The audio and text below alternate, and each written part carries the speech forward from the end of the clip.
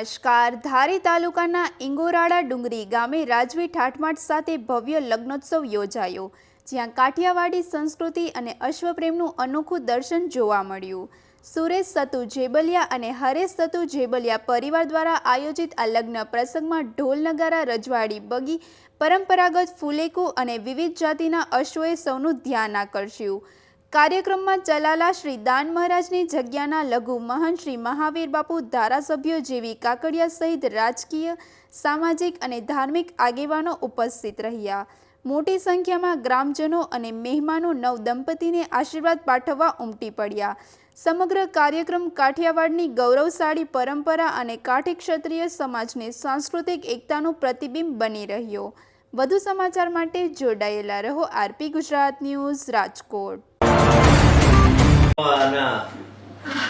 ઇંગોરાળા ડુંગરી મુકામે આજે સુરેશભાઈ જેબલિયાને જ્યાં લગ્ન પ્રસંગ હતો, આજ સાધુ સંતો, રાજકીય મહાનુભાવો અને ઘણા બહોળી સંખ્યામાં સમાજના કાઠી ક્ષત્રિય સમાજના મહાનુભાવો ઉપસ્થિત રહ્યા હતા.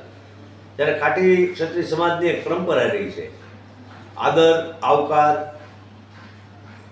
ન્યાય, નીતિ અને એ છે એના સંસ્કારો રહ્યા છે. ત્યારે આખા સમગ્ર પંથકને કાઠિયાવાડ કહેવામાં આવે છે. અને કાઠીએ કાઠિયાવાડ કીધો એ આખો એક કિસ્સો છે. ત્યારે આજે આ ભાતીગળ લગ્ન થયા અને શાહી ફુલેકું નીકળ્યું અને પરંપરા જ રહી છે. ગમે ત્યાં ક્ષત્રિય કાઠી ક્ષત્રિય સમાજના લગ્ન હોય એની વર્ષોની આ ધરોહર છે, એની આ પરંપરા છે. જેમાં ઘોડાઓ, અશ્વો હોય, પછી સિગરામ, ડોકે અને એ સાથે વાતે ગાતે ફુલેકું નીકળે છે અને એના દેવ ધર્મ હોય ત્યાં એના દર્શને જાય છે. આ એક વર્ષો જૂની પરંપરા રહી છે. ત્યારે આજે જેબલિયા પરિવારમાં લગ્નોત્સવ હતો. બહોળી સંખ્યામાં લોકો ઉપસ્થિત હતા. હું પણ ત્યાં બપોરે આ કાર્યક્રમનો હિસ્સો બન્યો હતો.